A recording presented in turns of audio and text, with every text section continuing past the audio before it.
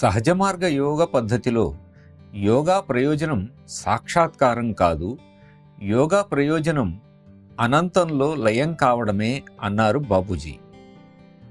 మన నిర్మలీకరణ ద్వారా మనలోని వ్యక్తిత్వాలన్నిటినీ ఒకదాని తర్వాత ఒకటి తీసివేయగా ఏదైతే మిగులుతుందో అదే లయావస్థ. అదే యోగం యొక్క నిజమైన ప్రయోజనం.